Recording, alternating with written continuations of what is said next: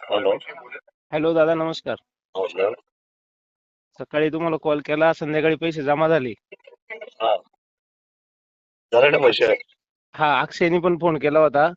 मीच फोन करतो, तू सकाळी तुमचा फोन चालू ठेवल्या आणि अक्षयला सांगितलं की त्याच्यावर मी त्यांना कळवलं की ते आता जे झालंय हा, त्याच्यावर त्यांनी आता गणपतीमध्ये त्यांनी फक्त ते स्पीड ब्रेकर पडले म्हणून म्हटलेलं आहे. हा, पण हा. त्यांना काय फार काय किंतुपर्यंत करू नका, पैसे सोडून टाका. किती पैसे धन्यवाद आले? दादा. एक लाख रुपये आले. 1,00,000 रुपये आले. हा, हा. Very good. काय नाव पेशंटचं? शारदा ज्ञानेश्वर तांबोळी. शारदा ज्ञानेश्वर तांबळे. आपलं काय नाव? विशाल ज्ञानेश्वर तांबोळी. चालेल विशाल. मला तुम्ही कोणी प्रत्येकाने कॉन्टॅक्ट केला का मी डायरेक्ट थेट सीएमच्या ऑफिसशी बोलत असतो हा, हा. आणि वेळोवेळी त्याची काळजी घेत असतो. चला, मला आनंद या गोष्टीचा आहे की मी तुम्हाला या मुख्यमंत्री वैद्यकीय सेवेमध्ये 1,00,000 रुपये देऊ शकलो तुमच्या अडचणीमध्ये. आणि दादा, मला या गोष्टीचा आनंद आहे की मी आपल्या गाडीच्या पाठीमागे आपला माणूस हे नाव पाहतो, त्याची आज खरोखर जाणीव झाली. या गोष्टीचा मला आनंद आहे. आहेच आहे बाबा, मी आपला माणूसच आहे. त्या त्या नावाला जर नाही जागलो तर त्या आपला माणूस या शब्दाची मग थट्टा होईल ना.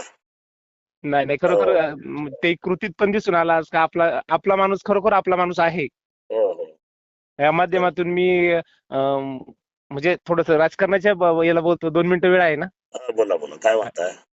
ह्या राजकारणाच्या पार्श्वभूमीत कधी तुमच्या सोबत, कधी नाही सोबत, पण आज खरोखर जाणीव झाली हो, का आमदारकीसाठी माणूस कोणत्या लेवलचा पाहिजे आणि कोण पाहिजे. बरोबर एक आहे. चुणूक मनाला लागून गेली. एक 15 दिवस झाले दादा हे कामाचं माझं जे आईचा ऍक्सिडेंट होऊन आज 15 दिवस होऊन गेलेत. आणि हो मी त्याचा पाठपुरावा करतोय, तर त्याच्यात एक क्युरी काढली, तर मी ती सगळ्यांकडे प्रयत्न केले मी हो बोलण्याचे.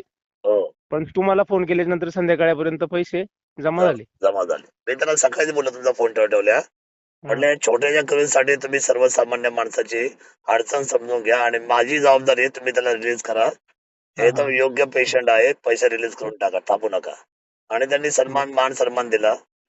हो कसं हो. असतं की मी या तालुक्यात गेले 2006 पासून काम करतोय ना, माझी भावना आहे की सर्वसामान्य माणसाने थेट माझ्याशी बोलून जे काही अडचण आहे ते सांगितले ना, म्हणजे वेळ आणि तो काळ आहे तो कमी होतो. एखादा बरोबर माणूस बरोबर जर नाही लवकर आला आपल्याकडे तर मग ते वेळ निघून गेली ना, मग त्याच्यात सुद्धा अडचणीमध्ये वाढ होते. बरोबर बरोबर. आणि निश्चितपणे आपल्या सदैव सगळ्यांबरोबर आहे, काळजी करू नका. चालेल, आईची धन्यवाद. काळजी घ्या. येस हा येस. हा हा. चला, ओके. जय शिवराय. हो. जय शिवराय. हो.